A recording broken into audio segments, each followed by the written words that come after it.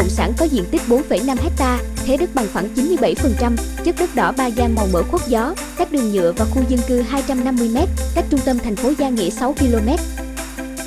Đất tọa lạc tại phường Quảng Thành, thành phố Gia Nghĩa, tỉnh Đắk Nông. Sổ sách pháp lý rõ ràng, lô đất này phù hợp cho quý anh chị, quý nhà đầu tư mong muốn sở hữu cho mình một lô đất để làm nông nghiệp công nghệ cao như trồng cà phê đa thân thả ngọn. Đây là mô hình canh tác đang mang lại năng suất vượt trội, hoặc xây dựng nhà kính để trồng rau sạch, dưa lưới, vân vân.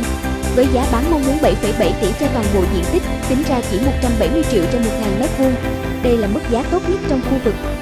Quý anh chị, quý nhà đầu tư quan tâm, vui lòng liên hệ số điện thoại bên dưới để đi xem đất. Cảm ơn quý anh chị đã xem hết video.